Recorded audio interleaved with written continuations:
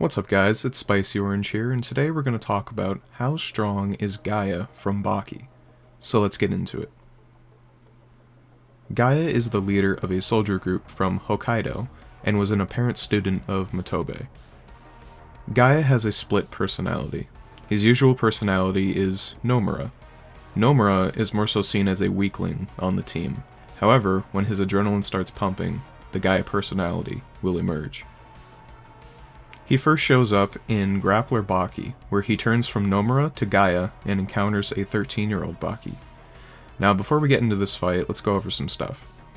First off, he scales above his own team, the Paratroopers, who have become the strongest team in Japan within just 1 year. Together, assuming the Nomura personality was only active during this, they have crumpled and piled up over 50 tanks and cars with their bare hands. Bending and distorting parts of the tank, mainly the barrel, would be around 34,689,700 newtons to 3,899.27 tons of force to 0.009 tons of TNT, and striking it causing holes and distortions would range from 10,750,000 newtons through 25,671,000 newtons of force, or 2,576 tons of force, to 0.006 tons of TNT. Now, to make that easier to understand, this would be small building level AP. The team is also capable of wiping out multiple soldiers with relative ease, and what's crazy is that they weren't seen once during their attacks. All anyone could see was the destruction happening all around them. The team mainly gets the job done using their tactics and equipment, such as using camouflage, knockout gas, knives, stuff of that nature. And using said equipment, they were able to get the drop on and restrain a 13-year-old Baki. The team, or the Five as they're called, was able to press Baki a bit in multiple different ways before Gaia came out. So overall, they're not so bad, but Baki eventually folds each of them when he starts getting serious. To get a better idea of the scale, let's talk a little bit about 13-year-old Baki. Baki at this time fought the Yasha ape that was able to twist a barbell set. It could also tank a machete slash from Ando, who could cut a large tree in half with an axe in one swing. Baki was able to damage him with his strikes after a month or so of training. The Yasha ape was able to overwhelm him, but Baki activates his endorphins, which enhances his durability, pain resistance, and strength by at least 2 times, because later Hanayama states he was twice as strong as him, and when he activated his endorphins, he said he was 4 times stronger than him, so an easy 2-time multiplier. After this amp, he was able to counter the Yasha ape's attacks, causing it massive amounts of pain and even ignoring its attacks to a degree, and eventually defeating it. Later he fights Hanayama, who Baki states is stronger than the Yasha ape, and managed to handle multiple blows from him as well. For reference, he could smash and tear apart a car with his bare hands. He then was able to significantly damage Hanayama, slamming him into the floor and breaking his fingers and such. So after all that, he finally meets Gaia. So let's jump into that. As the Gaia personality emerges, Baki goes to fight him, but his attacks seemingly phase right through him. Gaia then unleashes his adrenaline, which is similar to Baki's endorphins, so we can assume that this is a 2-time multiplier as well.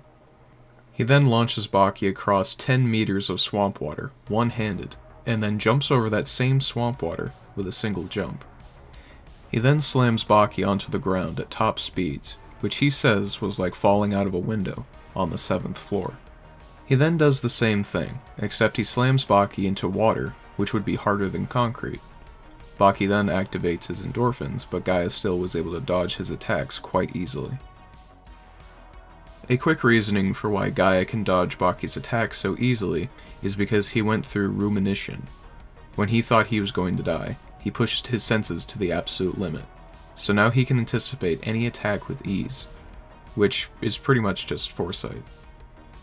One pretty broken attack Gaia possesses is he can inhale a whole day's worth of air and release it into a scream that makes waves in water, deafens, knocks out, and paralyzes people up to a 2-mile radius in an open area.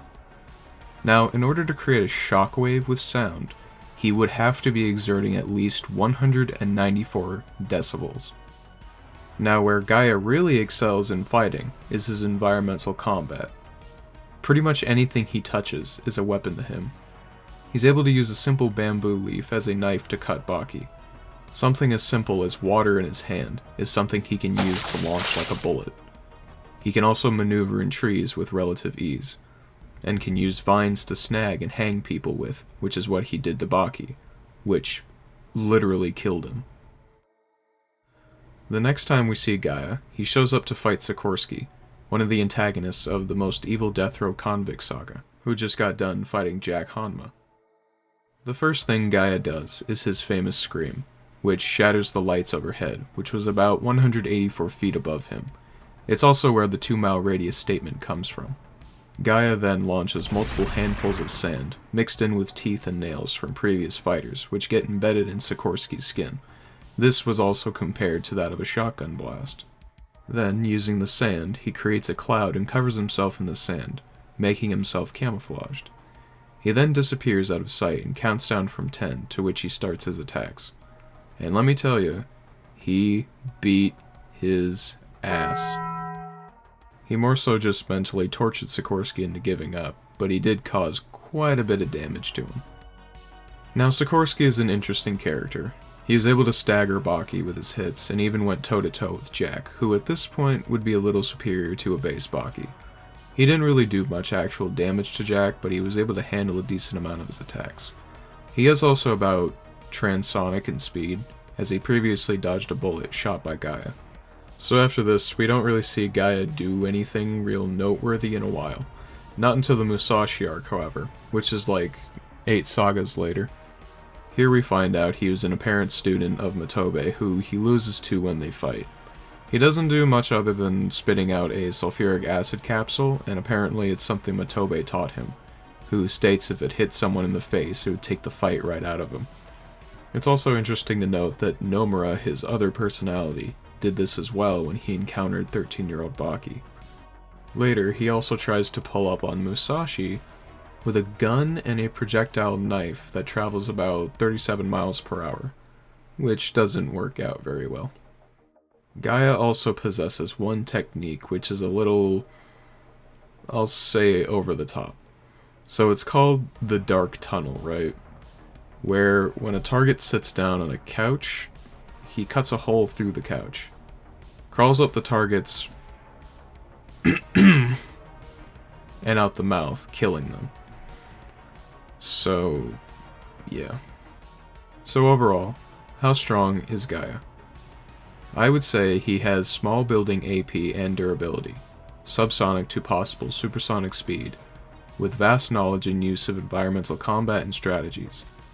He is also armed with weapons such as acid capsules, firearms, and various knives, as well as an adrenaline amp with a possible 2x stat multiplier, and his scream that paralyzes up to 2 miles.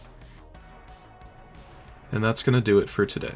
Thank you guys so much for watching. Be sure to hit the subscribe, join the Discord where we can talk about manga, comics, all that good stuff. And don't forget to subscribe to the coffee shop members as well. Peace.